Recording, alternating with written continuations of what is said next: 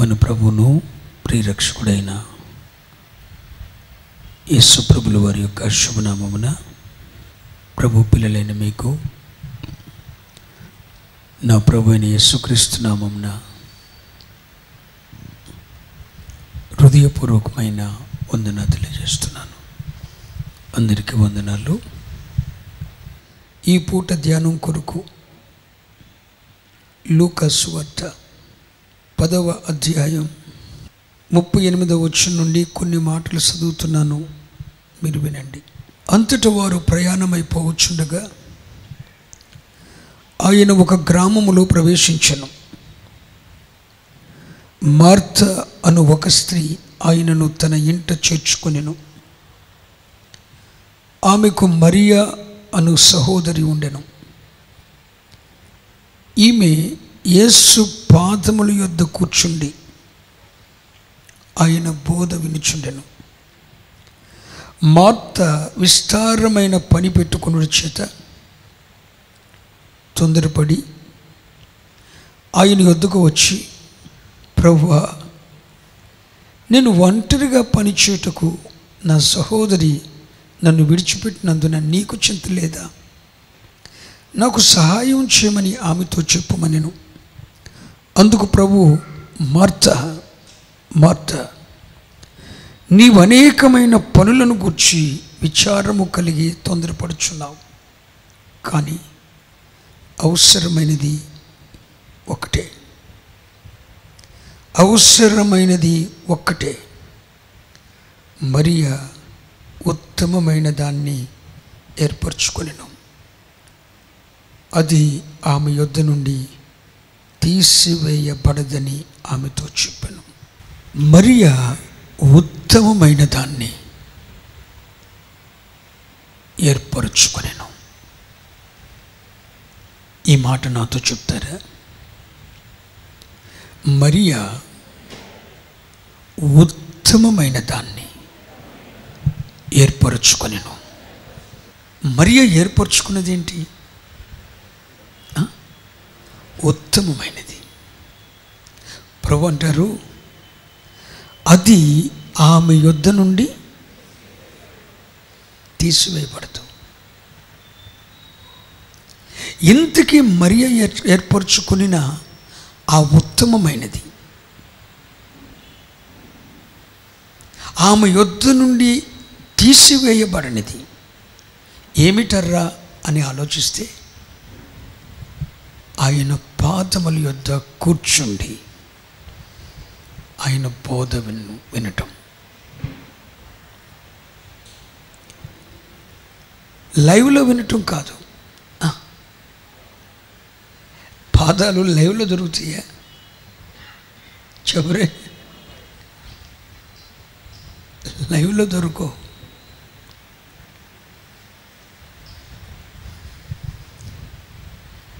ముఖాముఖిగా ప్రత్యక్షతను చూస్తూ ఆయన కనుల్లో కనులు పెట్టి ఆయన ముఖాంతరం నుండి వస్తున్న కాంతులను ఆస్వాదించుకుంటూ ఆయన నోటిలో ఉండి చారువారుతున్న ఆ తేనె వంటి మకరందము లాంటి మాధుర్యమైన మాటలను హృదయంలోకి తీసుకుంటూ ఆయన పాదముల దగ్గర కూర్చొని ఎవరు ఆ మాటలు వింటారో అది ఉత్తమమైనది. ఇంట చేర్చుకున్నది మార్త, ఉత్తమమైన దాన్ని ఏర్పరచుకున్నది మరియా. యేసును ఇంట చేర్చుకోవటంలో విశేషమేం లేదు. ప్రభు వస్తానంటే వద్దనేవారు ఎవరు ఉంటారు చెప్పండి? నేను ఇంటికి వస్తాను అంటే, భోజనం చేస్తాను అంటే, మీ ఇంట్లో ఉంటాను, ఒక దినం గడుపుతాను అంటే వద్దయ్యా అనేవారు ఎవరైనా ఉంటారా? యేసును తన ఇంట చేర్చుకుంది మార్త. కానీ మార్తకు ఎప్పుడు కూడా చాలా బిజీ షెడ్యూల్. ఎప్పుడు తొందరపడుతూనే ఉంటుంది, ఏదో ఒక పని చేస్తూనే ఉంటుంది, ఏదో ఒక తొందర. ఎంత తొందర అంటే ప్రభువే ఆమెను గద్దిస్తున్నాడు, మార్తా మార్తా, విస్తారమైన పనుల చేత నీకు మిగిలింది ఏంటి మార్తా? తొందర, డిస్టర్బెన్స్. ఎప్పుడు ఏదో ఒక పనిలో నిమగ్నమైపోయి ఉంటావు.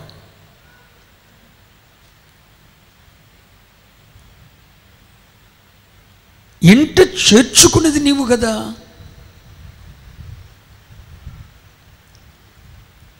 నన్ను ఇంట చేర్చుకున్నది నీవు. ఇంట చేర్చుకున్న నీవు ఏర్పరచుకొనలేని దాన్ని మరియ ఏర్పరచుకుంది. మార్తేమో విస్తారమైన పనుల చేత తొందరపడుచుంది, మరి ఏమో కూల్గా ఆయన పాదాల దగ్గర కూర్చొని ఆయన మాటలు వింటుంది. ఆయన పాదముల యొద్ద కూర్చుండి ఆయన బోధ వినుచుండెను. ఈరోజున ఎంతమంది ఎప్పుడు ఏదో ఒక పని పెట్టుకొని, ఆరాధన టైంలో కూడా ఏదో ఒక పని చేస్తూనే ఉంటావు. ఎప్పుడు నీకు ఖాళీ? లైవ్ చూస్తూ కూడా నీ పని నీదే, నీకు ఖాళీ లేదా? ఎప్పుడు పనిలో నిమగ్నమైపోయి ఉంటావు.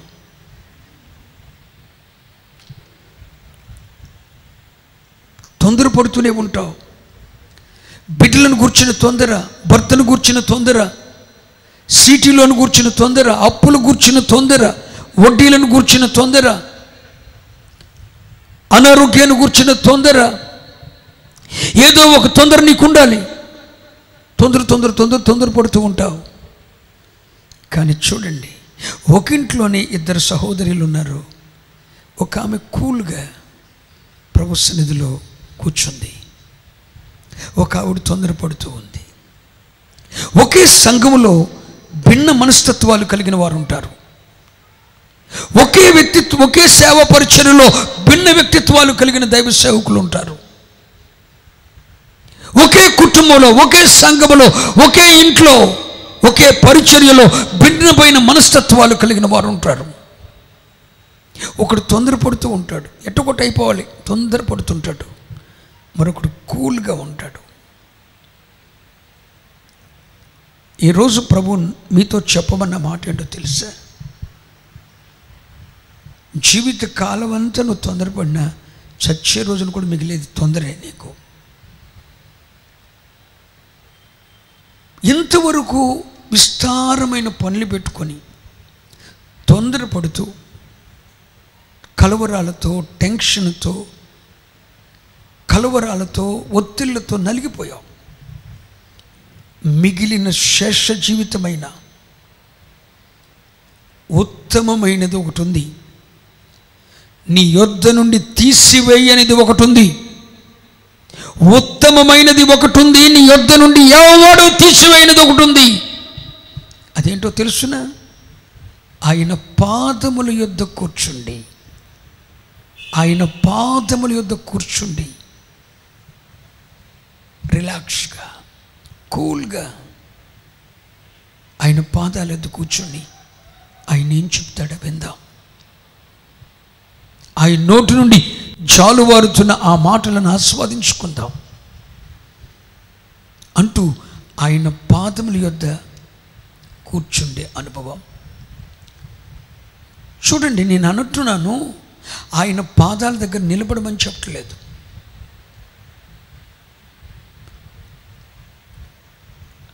ఆయన పాదాల దగ్గర ఇంకొకటి చేయమని చెప్పట్లేదు. రిలాక్స్గా కూర్చో.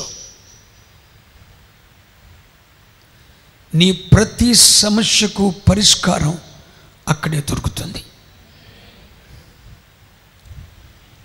తొందరగా వచ్చి వెళ్ళిపోతే నీకేం దొరకదు. ఒక మంచి మాట చెప్తే వింటారా? కళ్ళములో ఉన్న బోయజును కలుసుకోవటానికి రూతు వెళ్ళింది.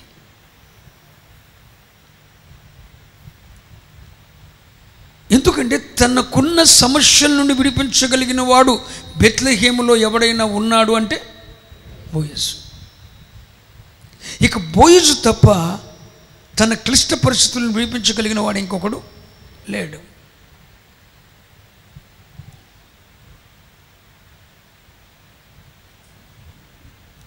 ఆయన ఇప్పుడు ఎక్కడున్నాడు? కళ్ళములో ఉన్నాడు. అది మధ్యరాత్రి వేళ. అంటే రూతు జీవితంలో గాఢాంధకారం కమ్ముకున్న వేళ. ఎటు చూచిన వెలుగు కానటం లేదు. తూర్పు పోదామా? కాంతిలే. పడమటికి పోదామా? మార్గం తెలియటలే. ఉత్తర దక్షిణాలకు వెళ్దామా? గాఢాంధకారం కమ్మి ఉంది. మధ్యరాత్రి వేళ తన జీవితాన్ని అంధకారం కమ్మిన వేళ. ఇక ఆ రోజుతో, ఆ క్షణముతో ఆమె ఆస్తులన్నీ పోతాయి, ఆమెకున్నవన్నీ పోతాయి. గాఢాంధకారం కమ్ముకుంది. నిస్సహాయ స్థితిలో ఉన్న రూతు తన కష్టాలలో, కన్నీళ్లలో, తనకున్న సమస్యలలో, క్లిష్ట పరిస్థితులు విడిపించగలిగిన వాడు ఎవడైనా ఉన్నారంటే బోయజు మాత్రమే. అత్త చెప్తుంది, నయోమి చెప్తుంది, కుమారి నీకు మేలు కలుగునట్లు నేను విచారించాలి కదా. నీ బ్రతుకు గాఢాంధకారం కమ్మింది కదా, నలుదిక్కుల చీకటే కదా. నీకు మేలు కలుగునట్లు నీ విశ్రాంతిని నేను విచారించాలి కదా. నీకు విశ్రాంతి, నెమ్మది, రిలాక్స్ ఎక్కడ దొరకదు. నీకు విశ్రాంతి దొరకాలంటే కళ్ళములో ఉన్న బోయజు కాళ్ళ దగ్గర మాత్రమే దొరుకుతుంది. ఆయన ఎక్కడున్నాడు? కళ్ళములో ఏ స్థలములో ఉన్నాడో కనుక్కో. అత్త చెప్పిన మాట. నయోమి పరిశుద్ధాత్మక సాదృశ్యం. నయోమి పరిశుద్ధాత్మక సాదృశ్యం, రూతు విశ్వాసకి సాదృశ్యం, బోయజు ప్రభువుకు సాదృశ్యం. ఇప్పుడు ఈ విశ్వాసిని పరిశుద్ధాత్ముడు ప్రేరేపిస్తున్నాడు. గాఢాంధకారం కమ్మిన నీ జీవితంలో ఈ సమస్యలను విడుదల పొందాలంటే కళ్ళములో ఉన్న బోయజు దగ్గరికి వెళ్ళు. అన్న పానములను పూచుకొని అతడు విశ్రాంతిగా కూల్గా ఉండే వరకు ఆయన్ను కంగారు పెట్టొద్దు. మనోళ్ళు ఎప్పుడు ప్రార్థనలో దేవుణ్ణి తొందర చేసేస్తారు. అందుకే ప్రార్థనలకు సమాధానం వచ్చి సావదు. ఎత్తావా సత్తావా? యేసయ్యని రిలాక్స్గా ఉంచరు, వీళ్ళు రిలాక్స్గా ఉంచరు. ఆయన బోయజు పొలంలో ఉన్నాడు. అత్త చెప్తుంది, పరిశుద్ధాత్ముడు రూతుకు సలహా ఇస్తున్నాడు. ఏమని? ఆయన కాళ్ళ దగ్గర నువ్వు వెళ్ళి, ఆయన పండుకొని ఉన్నాడు. అన్నపానాలు పుచ్చుకొని పండుకునే వరకు నువ్వేం డిస్టర్బ్ చేయొద్దు. సరే, ఇంతలోకి అన్నపానాలు పుచ్చుకున్నాడు, పడుకున్నాడు, విశ్రాంతి తీసుకుంటున్నాడు. విశ్రాంతి తీసుకుంటున్న ఆయన కాళ్ళ దగ్గరికి వెళ్ళింది. అది మధ్యరాత్రి. ఉదయము వరకు కూడా ఆ కాళ్ళ దగ్గరే ఉంది. ఉలిక్కిపడి లేచాడు బోయజు. లేచిన బోయజుతో, నా కుమారి నువ్వెవరు? నీ దాసురాలైన రూతునయ్యా. నా జీవితం క్లిష్ట పరిస్థితుల గుండా పయనిస్తుంది. నేనున్న సమస్యలను విడుదల పొందటానికి, నన్ను విడిపించటానికి మీరొక్కరే మార్గం కనుక మీ కాళ్ళ దగ్గరకు వచ్చాను అని మధ్యరాత్రి వెళ్ళిన రూతు, గాఢాంధకారం కమ్మిన రూతు, గాఢాంధకారపు అనుభవాల్లో, నలుదిక్కుల చీకటి కమ్మిన అనుభవాల్లో బోయజు కాళ్ళ దగ్గరికి వెళ్ళిన రూతు ఉదయం అయ్యే వరకు ఆ కాళ్ళ దగ్గర పండుకొని, ఆ కాళ్ళ దగ్గర ఉండి తనని అడుగుతుంది, నీ కొంగు కప్పవా అని. అంటే అర్థం ఏంటో తెలుసా? యూదుల ధర్మశాస్త్ర ప్రకారం ఎవడైనా ఒక వ్యక్తిని విడిపిస్తాను అంటే అతని వస్త్రాన్ని ఆమె మీద కప్పాలి. నీ కొంగు కప్పవా అని రూతు అడుగుతుంది. నన్ను విడిపిస్తానని ఒక మాట ఇవ్వవా? నాకు ఆశ్రయముగా ఉంటానని, నాకు నీడగా ఉంటానని, నాకు భద్రత కల్పిస్తానని, నేనున్న క్లిష్ట పరిస్థితులు విడిపిస్తానని ఒక్క మాట చెప్పయ్యా, నీ ఆశ్రయాన్ని కోరుకుంటున్నాను. నీ కొంగు కప్పవా అంటే అర్థమేంటో తెలుసా? నాకు ఆశ్రయాన్ని కల్పించవా, నాకు భద్రతను కల్పించవా, క్షేమాన్ని కలిగించవా అంటూ బోయజును అడిగితే, నీవు కోరిందంతా నేను నీకు చేస్తానన్నాడు. అయితే ఒకటి గుర్తుంచుకోండి, అతని యొద్ద నుండి ఆ మాట తీసుకోవటానికి ఉదయం అయ్యే వరకు కాళ్ళ యొద్ద ఉందండి. ఎవరు? రూతు. ఉదయం అయ్యే వరకు ఎవరు తనను సమస్యాత్మకమైన పరిస్థితులను విడిపిస్తారో, తన చుట్టూ కమ్మిన గాఢాంధకారపు చీకటి ఛాయల్లో నుండి తన జీవితంలోనికి వెలుగు ప్రసాదింప చేయగలిగిన సమర్థుడెవడో ఆ సమర్థుని యొద్దకు వెళ్ళి ఆయన పాదాల దగ్గర ఆమె జీవితంలో సూర్యోదయం అయ్యే వరకు, ఉదయం అయ్యే వరకు కూడా కాళ్ళ దగ్గర ఉంది. మరి నీ సంగతి ఏంటి? నీ సంగతి ఏంటండి? నీ సంగతి ఏంటి? ఎప్పుడైనా కూల్గా నీకున్న కష్టాల్లో, నీ జీవితంలో ఎదురైన సమస్యల్లో, నువ్వు ఎదుర్కొంటున్న విపత్తుల్లో నువ్వు ఒక పని చేయదలంచినప్పుడు ప్రభు ఏం చెప్తాడా, చిత్తం ఏంటని చెప్పి ఆయన నోటి నుండి మాట జాలువారే వరకు ఆయన పాదాల దగ్గర కూర్చుండే అనుభవం నీకుందా? అది ఉత్తమమైనదండి, ఉత్తమమైనది. కూర్చున్నటువంటి అర్థమేంటో తెలుసా? రిలాక్స్, నెమ్మదిగా. ఆయన ఒక మాట చెప్పరా? ఆయన ఒక మాట చెప్పరా? చెప్తారు. రిలాక్స్గా, కూల్గా ప్రభు పాదాల దగ్గర కూర్చుండే అనుభవం నీకుందా? నువ్వు తొందరపడుతూ ఏది చేయటం ఆయనకి ఇష్టం లేదు. ఆయన్ను తొందరపెట్టడం కూడా ఆయనకి ఇష్టం లేదు. మార్త తొందరపడేది, మరియా పాదాల దగ్గర కూర్చునేది. మరొక సందర్భాన్ని చెప్తా. ఈ మార్త మరియల ఇంట్లోనే ఒక విషాదం జరిగింది. తమ్ముడు చనిపోయాడు. ఉన్న ఒకే ఒక తమ్ముడు చనిపోయాడు. ఎవడు? వాడి పేరు లాజరు. చనిపోయిన తర్వాత, చనిపోయి అప్పటికే 4 దినములైన తర్వాత యేసు వారిని పరామర్శించడానికి వచ్చాడు. యేసు వచ్చాడు అన్న సంగతి తెలిసి ముందుగా వెళ్ళిపోయింది ఎవరు? మరియా. మార్త ముందు వెళ్ళి ఆయన్ని ఎదుర్కొంది. కనీసం వందనాలు చెప్పిందో లేదో కూడా బైబిల్లో రాయలా. మార్త వెళ్ళి ఆయన్ని ఎదుర్కొన్నది అని చెప్పింది, కానీ రాయబడింది. కానీ మరియా మార్త ఎక్కడ ఎదుర్కొందో అక్కడే యేసు ఉన్నాడు. అదే స్థలానికి మరియ వెళ్ళి పాదాల మీద పడినట్లు యోహాను సువార్త 11వ అధ్యాయంలో ఉంది. మార్త ఎదుర్కొంది, మరియా ఆయన యొద్దకు వెళ్ళి పాదాల మీద పడింది.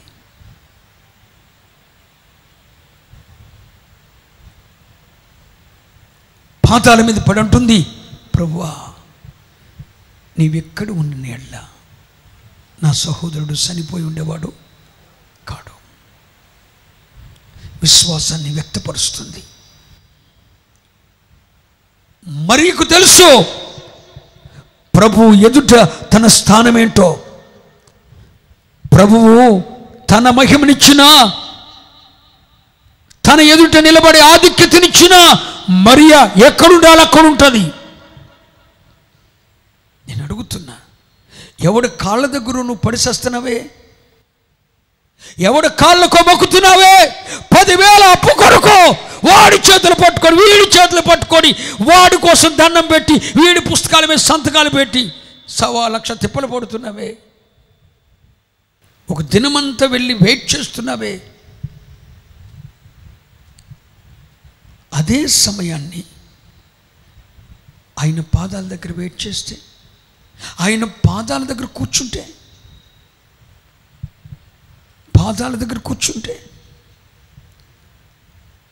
తొందరపడి మనం ఒక నిర్ణయాలు తీసుకుంటున్నాం. తొందరపాటుతో కొన్ని సమస్యలను సృష్టించుకుంటున్నాం. నేను కూడా అలాగే చేశాను. సేవా ప్రారంభ తొలి దినాల్లో తొందరపాటు నిర్ణయాలతో లక్షల రూపాయలు అప్పు చేయటం, పరిచర్య చేయటం. ప్రభు చేయమంటే చాలండి, తొందరపడి చేసేసేవాడిని. ప్రభు ఇచ్చిందాక వెయిట్ చేసేవాడిని కాదు. కానీ నా జీవితంలో జరిగిన ఆ తొందరపాటు నిర్ణయాలు నన్ను ఎంత అగాధలోకి తీసుకెళ్ళియో. ఇప్పుడు కాస్తంత కూర్చొని, ఇప్పుడు రిలాక్స్గా కూర్చుంటున్నాను. ఇదివరకు అలా కూర్చున్నాను కాదు. మార్తలాగా విస్తారమైన పని పెట్టుకొని తొందరపడిపోతూ చాలా టైం వేస్ట్ చేశాను, ధనాన్ని వేస్ట్ చేశాను. కానీ ప్రభు కొద్ది కాలంగా రిలాక్స్గా, కూల్గా ఆయన పాదాల దగ్గర కూర్చోవటం నేర్పించాడు. ఇది నా సమస్య అని 10 మందితో చెప్పుకోకుండా, ఇది నా అక్కరని చెప్పి 10 మంది సలహాలు తీసుకోకుండా, ప్రతి చిన్న విషయం కూడా కూల్గా ఆయన పాదాల దగ్గర కూర్చుని ఆయనతో చెప్పటం, ఆయన మాట ఇచ్చిందాక వెయిట్ చేయటం మొదలుపెట్టాను. ప్రభు కార్యాలు జరిగిస్తూ మొదలుపెట్టాడు. నేను ఒకటే చెప్తున్నా, లోకములో ఉత్తమమైనది ఒకటి ఉంది. అది ఎన్నడూ నీ యొద్ద నుండి తీసివేయబడదు. ఆ ఉత్తమమైనది ఏం కాదు సోదరా. సామంతుల కాళ్ళ దగ్గర కాదు, స్థితిమంతుల కాళ్ళ దగ్గర కాదు, అధికారుల కాళ్ళ దగ్గర కాదు, నాయకుల పాదాల దగ్గర కాదు, యేసు పాదాల దగ్గర కూల్గా, రిలాక్స్గా కూర్చోవటం నువ్వు నేర్చుకోమని ఒక మాట మీతో చెప్తున్నాను. అర్థమైందన్న వాళ్ళు దేవుని స్తోత్రం చెప్పండి. నువ్వు అర్ధరాత్రి అనుభవంలో ఉన్నావా? నీ జీవితం అంతా గాఢాంధకారం కమ్మిందా? ఎటు చూచినా కాంతి లేదా? ముందు వెనక ఇరుప్రక్కల నలుదిక్కులు కూడా గాఢాంధకారమేనా, చీకటేనా? నిన్ను విడిపించే దిక్కు లేరా? కూల్గా కూర్చో, ఆయన లేస్తాడు, కార్యం చేయటానికి లేస్తాడు. అస్తు సాపే టైం ఒకటి ఉంది. నీ కొరకు నిర్ణయించబడిన కాలం ఒకటి ఉంది. పొదలో నీ కొరకు సిద్ధపరిచిన గొర్రె పిల్ల నీ కళ్ళెదుటే ఉన్నా నిర్ణయ కాలం వచ్చే వరకు అది నీ కళ్ళకు కనపడదు. నీ కళ్ళెదుటే నీ అవసరాన్ని తీర్చే ఊట ఉన్నా నిర్ణయ కాలం వచ్చినప్పుడు మాత్రమే ఆ ఊట నీకు దొరుకుతుంది. ఆ నిర్ణయ కాలం వస్తుంది.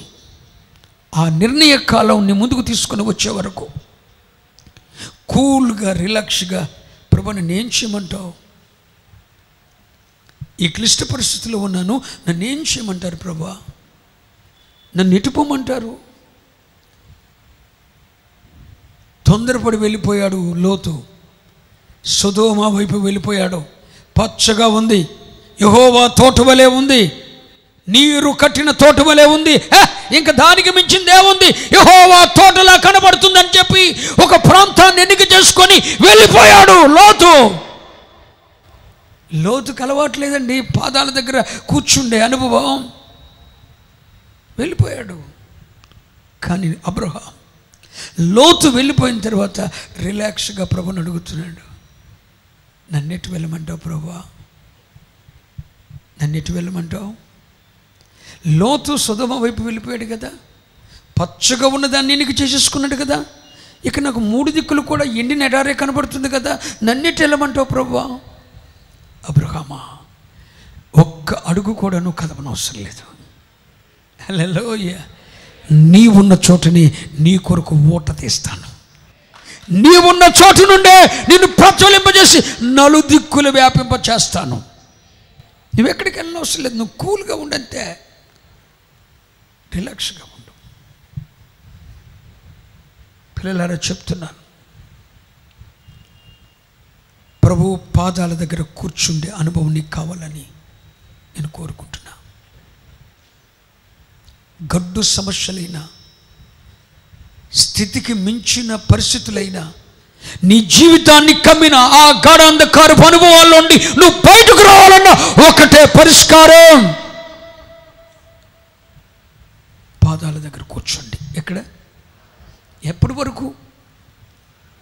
నీ బ్రతుకులో తెల్లారే వరకు, ఉదయం వరకు, మధ్యరాత్రి అనుభవంలో వెళ్ళిన నీవు, గాఢాంధకారపు అనుభవాల్లో వెళ్ళిన నీవు, నీ బ్రతుకులో సూర్యోదయం కలిగింది, నా కొంగు నీ మీద కప్పుతాను, విడిపిస్తాను, నీవు కోరిందంతా నీకు చేస్తాను అని దేవుడు నీతో ఒక మాట ఇచ్చే వరకు కూడా ఆయన పాదాల దగ్గర కూల్గా కూర్చో, రిలాక్స్గా ఉండవు. ఎందుకు ఏదో జరిగిపోతుందని కంగారు పడిపోతుంటావు? జరిగేది ఏదైనా నువ్వు ఆపగలవా? వచ్చేదాన్ని నువ్వేమన్నా సర్దుబాటు చేయగలవా? నువ్వు ఏం కాదు. ఒక వెంట్రుక నలుపు చేసుకోలేవు, ఒక వెంట్రుక తెలుపు చేసుకోలేవు. నీ వల్ల ఏం కాదు.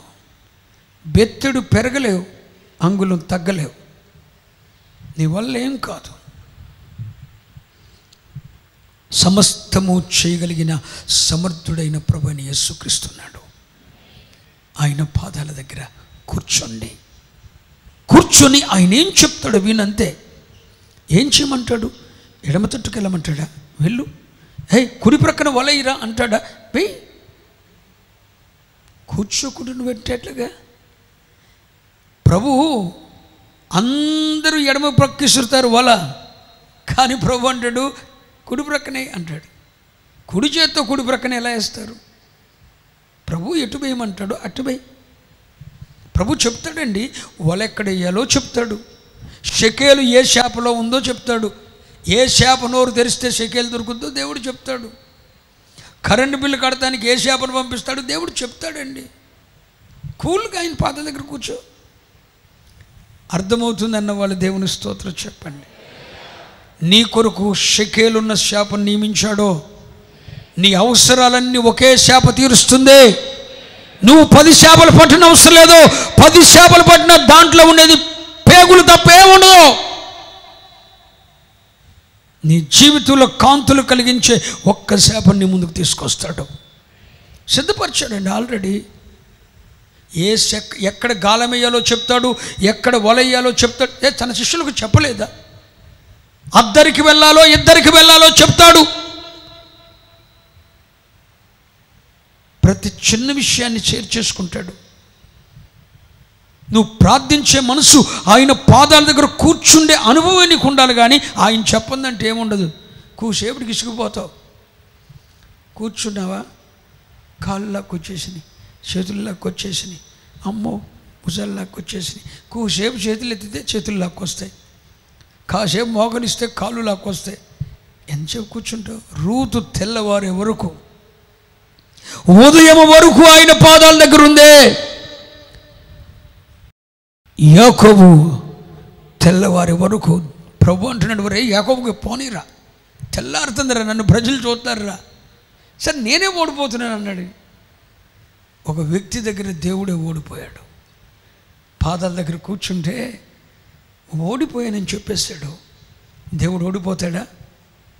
ఓడిపోయాడు. యాకోబు కన్నీటి ప్రార్థనలో దేవుడు ఓడిపోయాడు. నువ్వు గెలిచావు అంటున్నాడు. అంటే తన బిడ్డలకు చేయమీయటానికి ప్రభు కొన్ని సందర్భాల్లో ఓడిపోతాడండి. అంత కరుణ వాత్సల్యతలు గల దేవుడు అండి. నువ్వు ఆయన పాదాల దగ్గర కూర్చో, నిన్ను గెలిపించటానికి తాను ఓడిపోతాడు. అంతటి ఘనమైన ప్రేమ కలిగిన తండ్రి అండి. ప్రభు ఎక్కడైనా ఓడిపోయాడా? ప్రభు దగ్గర ఎవరైనా గెలిచారంటే ఒక యాకోబే గెలిచాడు. ఎలా గెలిచాడు? కన్నీళ్లతో విడిచిపెట్టలేదండి. ప్రభు అంటున్నాడు, మరియా ఉత్తమమైన దాన్ని ఎన్నుకున్నది. మరియా ఉత్తమమైన దాన్ని ఎన్నుకున్నది. ఏంటి ఆ ఉత్తమమైనది? ఆయన పాదాల దగ్గర కూర్చుండటం. కూర్చుండుట అంటే అర్థం ఏంటి చెప్పరే? నిలబడితే అలసిపోతాం. చెప్పరే, నడిస్తే అలసిపోతాం, పరిగెత్తితే అలసిపోతాం. ప్రభు అంటాడు కూర్చోండి బ్రదర్, మొదలు కూర్చోండి, రిలాక్స్గా కూర్చోండి, ప్రశాంతంగా ఆయన పాదాల దగ్గర కూర్చో. ప్రభు ఏం చెప్తాడో అదిగో మరియా ఆయన పాదముల దగ్గర కూర్చొని ఆయన బోధ వినుచుండెను.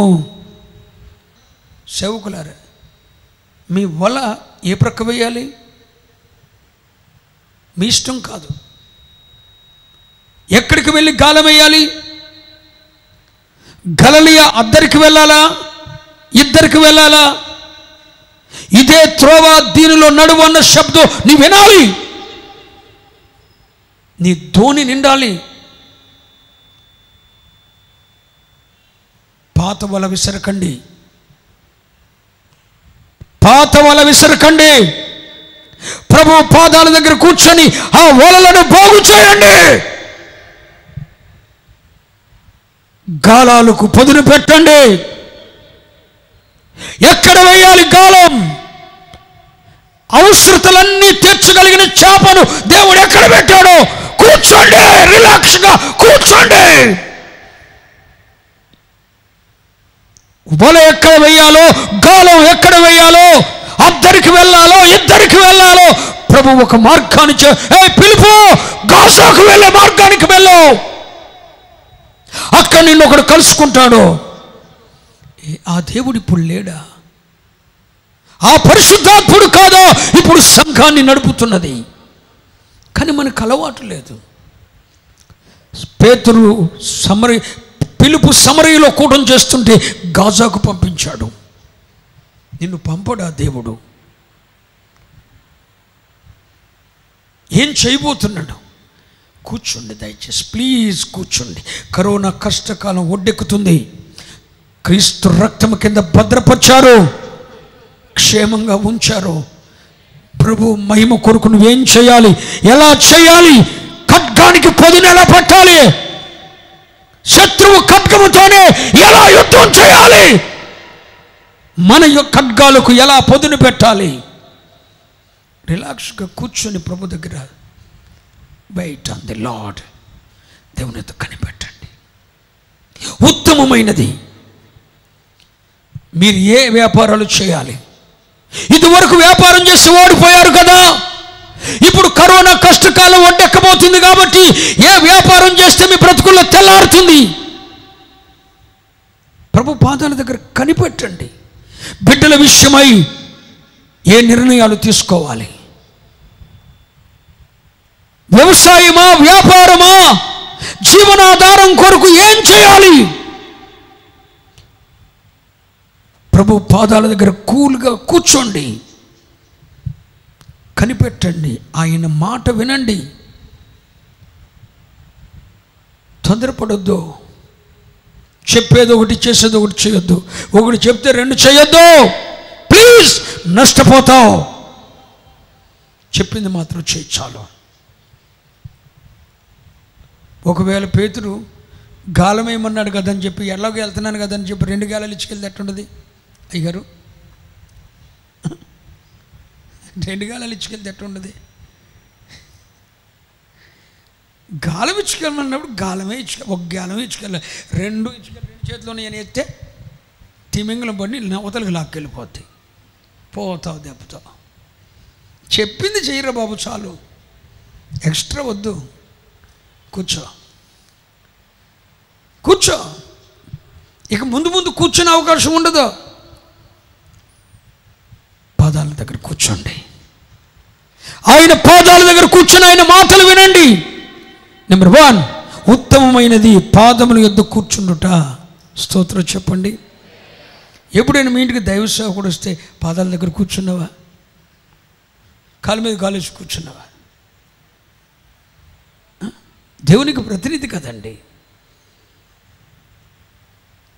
ఎలా దీవిస్తాడు? చేతులెత్తి. సరే, ఆయన దీవించాలనుకున్న దేవుని ఆత్మ ఆయనలో ఉండి దీవించాలిగా. ఇప్పుడు మేమే ముందు దీవిస్తాం, మాలో ఉన్న ఆత్మ మిమ్మల్ని దీవించాలిగా. పాదముల యొద్ద కూర్చోండి, అది ఉత్తమమైనది. దేవుని స్తోత్రం చెప్పండి. నెంబర్ 1, పాదముల యొద్ద ఏం చేయాలి? కూర్చుండి ఆయన మాట కొరకు వేచి చూడాలి. ఉత్తమమైనది. స్తోత్రం చెప్పండి. ఆయన పాదముల దగ్గర కూర్చుని ఆయన మాట కనిపెట్టండి. రెండోది పరిశుద్ధ గ్రంథంలో ఉండదే లూకాసువార్త 14వ అధ్యాయం 31వ వచనం. మరియు ఏ రాజైనను మరి ఒక రాజుతో యుద్ధము చేయబోయినప్పుడు తన మీదకి 20,000 మందితో వచ్చువానిని 10,000 మందితో ఎదిరింప శక్తి తనకు కలదో లేదో అని కూర్చుండి మొదట నెంబర్ 1 విశ్రాంతిగా, కూల్గా, నెమ్మదిగా కూర్చోండి. యేసయ్య మాట వినండి. స్తోత్రం చెప్పండి. రెండోది కూర్చొని తగలబడి ఆలోచించండి. ఏంటి అక్కడ ఏమనుందండి? తగులబడి తల్లబైకెత్తండి. ఒక రాజుగారి దగ్గర 20,000 మంది సైన్యం ఉందట. మనోడి దగ్గర 10,000 మంది ఉన్నారట. 20,000 మందితో వచ్చేవాడిని నా దగ్గర ఉన్న 10,000 మందితో అతన్ని ఎదుర్కొనగలనా? ఎదుర్కొనుటకు 10,000 మంది ఉన్న నాకు 20,000 మంది ఉన్న వాడిని ఎదుర్కోవటానికి నా దగ్గర ఉన్న శక్తి సామర్థ్యం సరిపోతుందా అని 10,000 మంది ఉన్నాడు ఏం చేస్తాడు? తగలబడి కూర్చుండి ఆలోచిస్తాడు. దేవుని పాదాల దగ్గర కూర్చొని ఆలోచించండి. ఏం చేస్తే సక్సెస్ అవుతావు? శత్రువు మీద ఎలా పోరాడితే యుద్ధం గెలుస్తావు? శత్రువు పొందుకున్న శత్రువే, మౌనంగా ఉన్న శత్రువే. గుర్తుంచుకోండి. శత్రువు మన జోలికి రావట్లేదని అణిగిపోయాడు అనుకోవద్దు. శత్రువు ఎప్పుడైనా శత్రువే. వాడు మౌనంగా ఉన్నాడంటే ఏదో ప్లాన్ చేస్తున్నాడు. కనుక శత్రువు బ్రతుకున్నాడు. శత్రువు ఇంకా అగాధములోనికి నెట్టివేయబడలేదు. అపవాదిగాడు కుయుక్తులు ఉన్నాయి, వాడి దగ్గర తంత్రాలు ఉన్నాయి. వివిధమైన తంత్రాలతో, కుయుక్తులతో పరిశుద్ధులను పాడు చేయడానికి వాడి ప్లాన్స్ వాడుకున్నాయి. సంఘాన్ని ఏ విధంగా చెదరగొట్టాలి? ఏర్పరచబడిన ఒక దైవ సేవకుణ్ణి ఏర్పాట్లోండి ఎలా గాలం వేసి పక్కకు లాగాలి? వాడి దగ్గర తంత్రాలు ఉన్నాయి, వాడి దగ్గర కుయుక్తులు ఉన్నాయి. దేవదూతల వలె అయిపోతారని చెప్తాడు. అంతే, ఒక్క మాట మోసపోతాం, దెబ్బతింటాం. సాతానుగాడి యొక్క తంత్రాలు, కుయుక్తులు నువ్వు ఎరిగి వాడితో ఎలా యుద్ధం చేయాలి? శత్రువు లేనోడు కూర్చున్నట్టు మౌనంగా కూర్చుంటే వెళ్ళినానా? మనం ఎప్పుడు కూడా తగలబడి కూర్చుండి ఆలోచించాలి. ఆలోచన లేకగా కుటుంబ వ్యవస్థలు పాడైపోతున్నాయి. నేను అడుగుతున్నా, నీ బిడ్డల విషయమై ఆలోచించే నిర్ణయం తీసుకున్నావా నీవు? వారి చదువు, వారి సంస్కారం, వారి వివాహం కూర్చుండి తగలబడి ఆలోచించావా నీవు? కూర్చుండే టైం ఎక్కడదండి? ఎప్పుడు కుండలు దాగలు సాధారణమేగా మన పని. కూర్చుండే టైం ఎక్కడిది? కూర్చుని రిలాక్స్ మైండ్ నీకెక్కడిది? ఎప్పుడు తొందర. మార్త కన్నా దారుణమే బాబు నీవు, మార్త కన్నా దారుణం నీవు. ఎప్పుడు కూర్చున్నావు ప్రశాంతంగా? కుటుంబాన్ని ఎలా కట్టుకోవాలి కూర్చుండి ఆలోచించావా? భార్య మనసును ఎలా దక్కించుకోవాలి? భార్య మనసులో ఎలా స్వరపడిపోవాలి? ఎప్పుడైనా నీ భార్యతో పొగిడించుకున్నావా నీవు? భార్య మనసులో ఎలా స్థానం సంపాదించుకోవాలి? భర్తను ఎలా మార్చుకోవాలి? కుటుంబాన్ని ఎలా కట్టుకోవాలి? బిడ్డలను ఎలా పెంచుకోవాలి? ఆధ్యాత్మికంగా మన కుటుంబ వ్యవస్థ ఎలా నిర్మించుకోవాలి? మన ఇంట్లో కుటుంబారాధన చలపటానికి మనం ఏ ప్లాన్ చేసుకోవాలి? తగలబడి ఆలోచించాలండి. కూర్చుండి తగలబడి ఆలోచించాలి. ఒక్కొక్కడు ఆలోచిస్తాను ఉంటాడు, ఏం ఆలోచిస్తాడో తెలియదు. అది వేస్ట్ ఆలోచనలు, కొంపల ముంచి ఆలోచనలు తప్ప పనికొచ్చే ఆలోచన ఒకటి చేయడు. తగలబడి ఆలోచించాలి. సంఘాన్ని ఎలా కట్టాలి, విశ్వాసుల హృదయాల్లో మనం ఎలా నిలిచిపోవాలి, తగలబడి ఆలోచన. ఈ మూర్ఖుడిని ఎలా మార్చాలి, ఈ సంఘంలో ఈ కొరాహు దాతము లాంటి వీడిని ఎలా మార్చుకోవాలి, తగలబడి ఆలోచించుకోవాలి. దేవుడు అప్పగించిన పరిచర్య ధర్మాన్ని ఎలా నిలబెట్టాలి, 5 తలాంతుల్ని 10 తలాంతులు ఎలా చేయాలి, 10 పట్టణాల మీద అధికారిగా ఎలా ఉండాలి. ఒక ఊరిలో సంఘం చేయటానికే తిప్పలైపోతుండే 10 పట్టణాలు ఎట్ట పాలిస్తావు నువ్వు? ఒక దాని మీద మనసు పెడితే 2 దాని మీద మనసు పెట్టు. అక్కడ ఇక్కడ కంగారు ఏంటి కంగారు? అది నాదే, ఇది నాదే, అది నాదే, అన్నీ నాయే. స్తోత్రం. ఏలుబడి చేసే మనస్తత్వం తగలబడి ఆలోచించాలి. తగులబడి కూర్చుండి ఆయన మాట వినాలి, కూర్చుండి తగులుబడి ఆలోచించాలి. యుద్ధం ఎలా చేయాలి, శత్రువుని ఎలా ఎదుర్కోవాలి. కరోనా కష్టకాలం తగ్గిన తర్వాత పరిచర్యలో వినూత్నమైన మార్గదర్శకాలు ఏం తేవాలి, ఎలా మార్పు తేయాలి, కుటుంబాన్ని ఎలా కట్టుకోవాలి, మూర్ఖుడైన భర్తను ఎలా మార్చుకోవాలి, కుటుంబ ప్రార్థన జరగడానికి ప్లానింగ్ ఏంటి.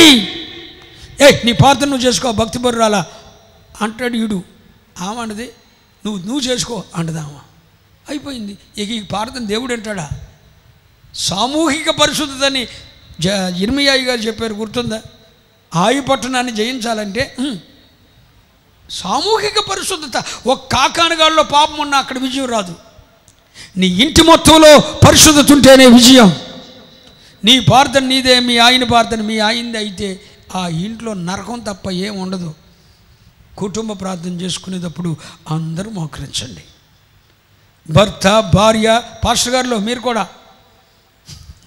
పిల్లల్ని నేర్చుకొని మోకరించండి. తగులుబడి ఆలోచించాలండి. నెక్స్ట్ అదే లూకాసు వార్త 14వ అధ్యాయం 28వ వచనం.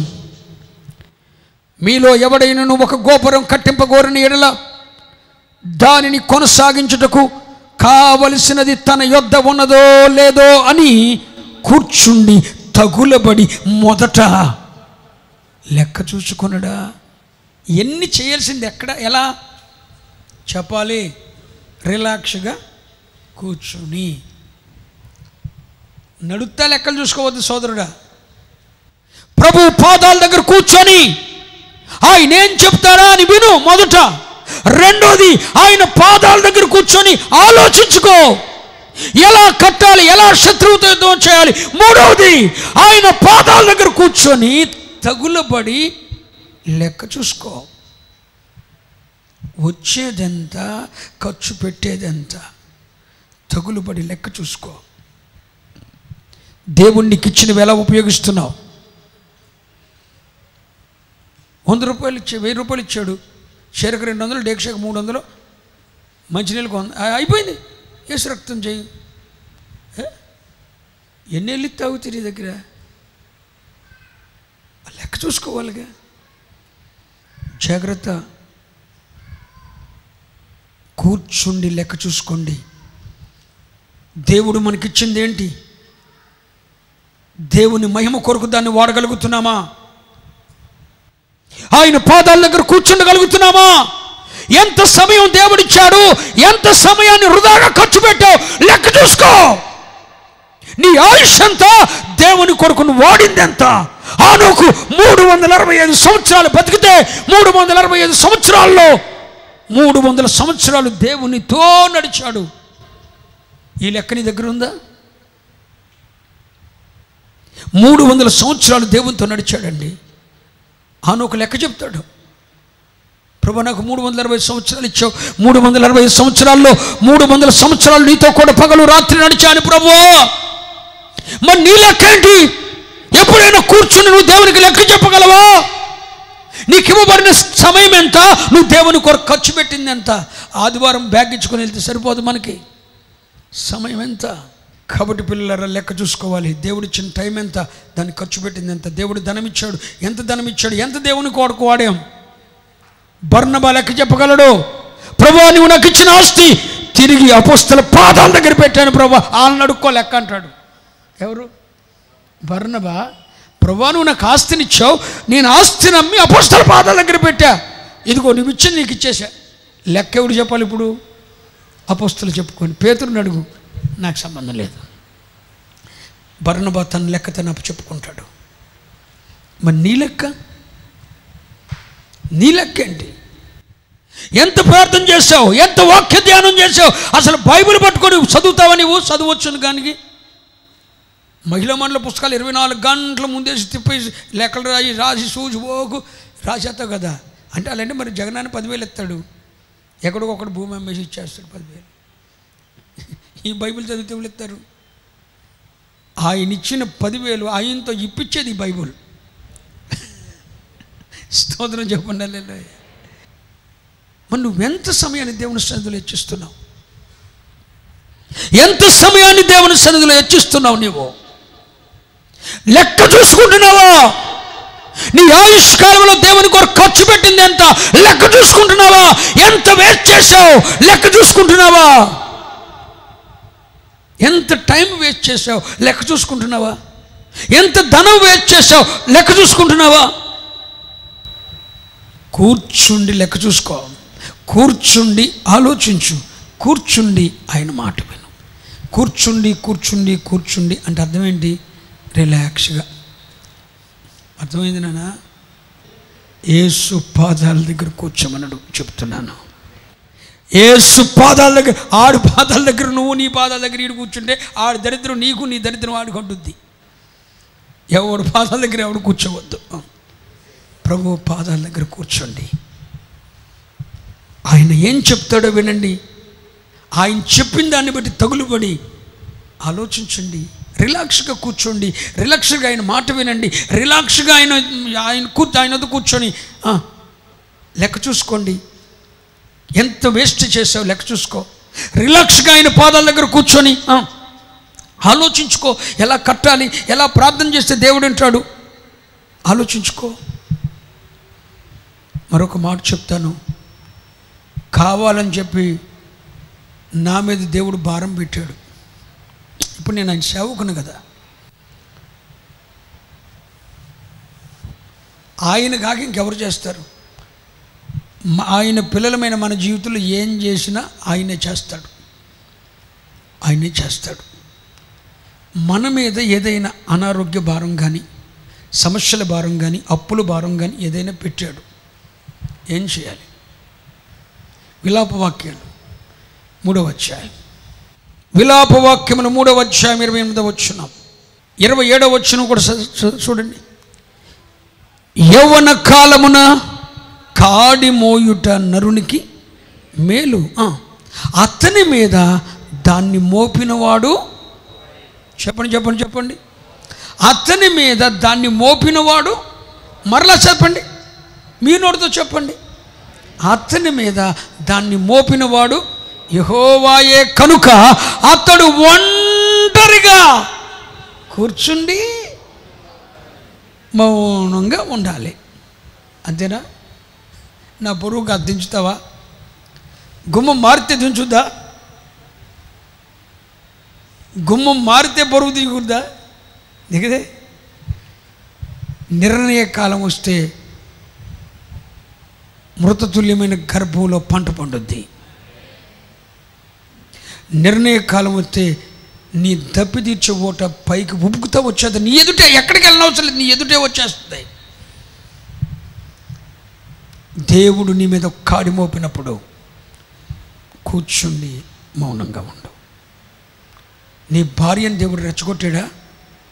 అది నీకు అవసరమని ఆ కాడి నీ మీద పెట్టాడో? భర్తలారా వింటున్నారా? నీ భార్యను దేవుడు రెచ్చగొట్టేశాడు అనుకో, కారణం ఏంటో తెలుసా? ఆ కాడి మోపినవాడు యెహోవాయే. నీ భర్తని అనుమానిస్తున్నాడు, అవమానిస్తున్నాడు. ఆ కాడిని మీద మోపినవాడు యెహోవాయే.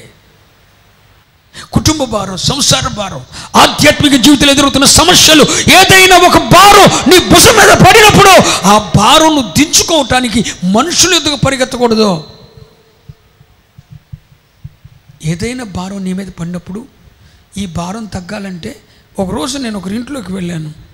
ఒకరింట్లోకి వెళ్తే వాళ్ళు వెళ్ళేసరికి మంచి రాజభవనం లాంటి ఇల్లండి. వెళ్ళేసరికి పైనంతా పడగొట్టేస్తున్నారు. నాకేం అర్థం కాల. ఏమైందమ్మా, ఏమైంది, ఏంటి ఇల్లు పడగొట్టేస్తున్నారు అని అడిగాను. అయ్యా, పిల్లర్ మీద, నడి పిల్లర్ మీద పై ఇంటి గుమ్మం వచ్చింది అంటే ఈ ఇంటి యజమాని నడుము మీద భారం పడి కాళ్ళు చేతులు పడిపోయినాయి అని జ్యోతిష్కుడు ఎవరు వాస్తు సిద్ధాంతి చెప్పాడు. కనుక ఇల్లు పడగొట్టేస్తున్నాం అని చెప్పాడు. ఎట్టకెళ్ళి పడగొట్టేశారు. నేను అన్నాను, మరి పిల్లర్ ఇదండి భీమ్ మీద ఉన్న గుమ్మం తీస్తే నడుము మీద ఉన్న భారం పోద్దన్నారు గమ్మ, మరి పడిపోయిన కాలు చేయి వచ్చిందా అన్న. వచ్చిందా? రాలా. ఆ భారం మోపిన వాడు యెహోవాయే. నువ్వు మౌనంగా కూర్చొని ఉంటామే, అంతే మించి ఇంకేం పని లేదు. స్తోత్రం చెప్పండి, హల్లెలూయా. మనం బరువు దించుకోవటానికి గుమ్మాలు మార్చినా, కిటికీలు మార్చినా, పిల్లర్లు పగలగొట్టినా, ఏం చేసినా బరువు దిగదో. నిర్ణయ కాలం వస్తే భారం దానంతటా అదే దిగుతుంది. కాడి మోపిన వాడు యెహోవాయే. ఆ భారం నీ మీద ఉన్నప్పుడు నువ్వు చేయాల్సింది ఒకటే, కూర్చుండి మౌనంగా ఉండాలి. మౌనంగా ఉండాలంటే అర్థం ఏంటి? కింద మాటలకు రండి. నిరీక్షణ ఆధారము కలుగునేమో అని బూడిదలో మూతి పెట్టుకొనవలెను. ఎక్కడ? బూడిదలు అంటే ఉపవాసం చేయాలి. బూడిదలో మూతి పెట్టుకొని అన్నం తింటావా? బూడిదలో మూతి పెట్టుకోమంటే అర్థం ఏంటంటే నీ మూతికి చిక్కం పెట్టుకో, ఉపవాస క్రమం పాటించుకో. నీ భుజం మీద భారం ఉన్నప్పుడు, సంఘంలో సమస్య భారం ఉన్నప్పుడు, నీ కుటుంబంలో సమస్యల భారం ఉన్నప్పుడు బూడిదలో కూర్చుండి మౌనంగా ఉండు. మౌనంగా ఉండి బూడిదలో మూతి పెట్టుకో అంటే ఉపవాసం చేయాలని అర్థం.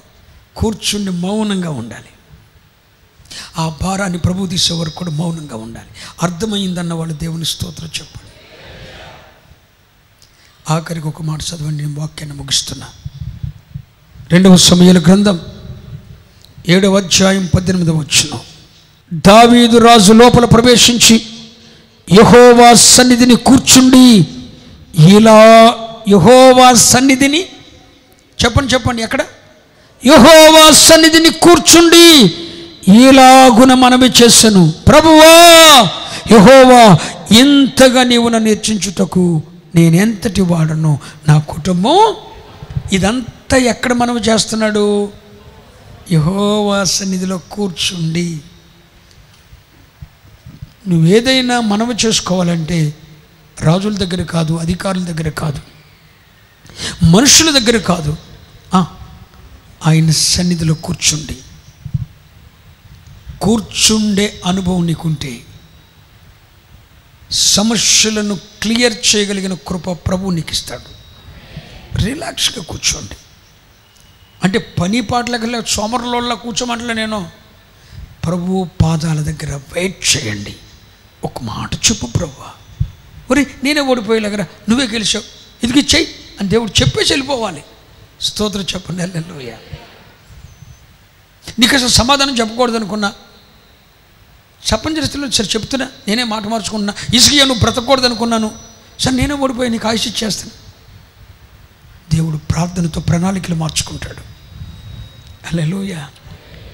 మీరు వ్యాపార రంగాల్లో, వ్యవసాయాల్లో, కుటుంబ పరంగా, సేవాపరంగా అన్నిట్లో కూడా సక్సెస్ అవ్వాలంటే ఒకటే మార్గం, ప్రభు పాదాల దగ్గర కూర్చోండి. ప్రభు పాదాల దగ్గర కూర్చొని ఆయన సన్నిధిలో దావీదు వలె మనవి చేసుకోండి. ప్రభు పాదాల దగ్గర కూర్చొని ఆయన మాటలు వినండి. ప్రభు పాదాల దగ్గర కూర్చొని ఎంత జీవితం ప్రభు ఇచ్చాడు, నేను ఎంత వెయిట్ చేశానని చెప్పి లెక్క చూసుకోండి. ప్రభు పాదాల దగ్గర కూర్చొని ఆలోచించుకోండి. ఆలాల దగ్గర కూర్చోండి కాదు, ప్రభు పాదాల దగ్గర కూర్చొని ఆలోచించుకోండి. కానీ ఒకటి గుర్తుంచుకో, దుష్టుల ఆలోచన చొప్పున నడవక, పాపుల మార్గం నిలువక, అపహాసకులు కూర్చుండు చోట. అది గుర్తుంచుకో. ఎక్కడైనా కూర్చుంటే ప్రభు పాద సన్నిధిలో కూర్చోవాలి తప్ప అపహాసకులు కూడిన చోట నీవు కూర్చుండనే. మరి నీ ఇంట్లో కూర్చునేది ఎవరు? ఇద్దరే కూర్చుంటున్నారు. మీ ఇద్దరు ఆడిపోసుకుంటమేగా పని. వాళ్ళ సంగతి దగ్గర చెప్పుకునేది అపకాశమే కది. మరి అక్కడ కూర్చోవచ్చు నీవు. అపహాసకులు కూర్చున్న చోట కూర్చుండకూడదు. మరి ఎక్కడ కూర్చోవాలి? యేసు పాదాల దగ్గర కూర్చోవాలి. అది ఉత్తమమైనది. అది నీ యొద్ద నుండి తీసివేయబడదు. యేసయ్య స్తోత్రం అని చెప్పండి. ఆయన పాదాల దగ్గర కూర్చొని, ఆయన పాదాల దగ్గర కూర్చొని, ఆయన పాదాల దగ్గర మనవి చేసుకొని, ఆయన పాదాల దగ్గర కూర్చొని, ఆయన మాట విని, ఎంత నష్టపరిచావో లెక్క చూసుకొని, ఏం చేయాలో ఆలోచించుకొని, ఇదంతా నువ్వు చేయాల్సింది ఎక్కడ? కూర్చుండి. ఎక్కడ కూర్చుండి? యేసయ్య పాదాల దగ్గర కూర్చుండి. ముగింపులో ఒక శ్రేష్టమైన మాట చెప్తాను. 5 దినాలు దేవుడు సృష్టి చేశాడు. 6వ దినమున నరుణ్ణి చేశాడు. అతనికి కావలసినవన్నీ చేసేసాడు. ఇప్పుడు సృష్టి మొత్తం ఎన్ని దినాలతో కంప్లీట్ అయింది చెప్పాలి? 6వ దినమున దేవుని పోలికలో, దేవుని రూపంలో ఉన్న మానవుడు కూడా నిర్మితం అయిపోయాడు. ఇప్పుడు 6 దినాలు శ్రమించింది ఎవరు? ప్రభు శ్రమించి ఒక్కొక్క దినం ఒక్కొక్క కోటి సంవత్సరాలుగా శ్రమించి సృష్టిని నిర్మాణం చేశాడు. నిర్మాణం చేసిన తర్వాత 6వ దినం మనిషి నిర్మాణం కూడా పూర్తయిపోయిన తర్వాత నెక్స్ట్ దినం ఏంటి అయ్యగారు? నెక్స్ట్ దినం ఏంటి అంటే ఆదామును 6వ రోజు చేశాడు. 7వ రోజు పని ఏంటి? ఆదాం పని ఏంటి? అరే ఆదాం పని ఏంటి? రిలాక్స్గా యేసే దగ్గర కూర్చోటం అంతే. పని లేదేక ఆదాంకి. తోటని ఎప్పుడు శుద్ధిపరచాలి? సోమవారం. అంటే 6వ దినం పూర్తి చేశాడు. 7వ దినం ఆదాం పని ఏంటి? యేసయ్య ముందు రిలాక్స్గా కూర్చుంటమే. 7వ దినం అంతా అంటే అది దేవునికి 7వ దినం కాదు, కానీ ఆదాముకి మొదటి దినం. గుర్తుంచుకోండి, అది దేవునికి 7వ దినం, కానీ ఆదాముకి. అంటే ఆదాము యొక్క మొదటి దినం ఎలా ప్రారంభించబడింది? రిలాక్స్, విశ్రాంతి, నెమ్మది, కూల్గా. దేవుడు ఎప్పుడు మాట్లాడతాడు? ఉరుములు ఉన్నప్పుడు మాట్లాడ్డో, భూకంపాలు వచ్చినప్పుడు మాట్లాడ్డో. ఏలియా చూస్తున్నాడట, ఉరుములురుని దేవుడు మాట్లాడలా. భూకంపాలు వచ్చినాయి, బండ్ల బద్దలైపోయినాయి, దేవుడు మాట్లాడతాడు అనుకున్నాం, మాట్లాడలా. గాలి విసురు కొట్టింది, ఆ గాలిలో దేవుని స్వరాన్ని వింటాను అనుకున్నాడు ఏలియా, వినపల్లా. అవన్నీ అయిపోయిన తర్వాత మిక్కిలి నిమ్మలమైపోయింది, అంత కూలైపోయింది. అప్పుడు ప్రభు ఆ నిమ్మలమైన పరిస్థితిలో ఏలియాతో మాట్లాడుతున్నాడు. ఏలియా, ఇంత మట్టుకు చాలు అని నీవు అన్నావు, కానీ ఇంకా నువ్వు చేయవలసిన పని, నీ శక్తికి మించిన పని నీ ముందుంది. వెళ్ళు, ఫలానా దేశం మీద రాజుగా ఫలానా వాడిని అభిషేకించు. ఇశ్రాయేలు మీద రాజు ఫలానా వాడు, యూదా సామ్రాజ్యం మీద రాజు ఫలానా వాడు, నీ తరువాత ప్రవక్త ఫలానా వాడు, ఎల్లో అభిషేకించు. ఎప్పుడు మాట్లాడాడు ఏలియాతో?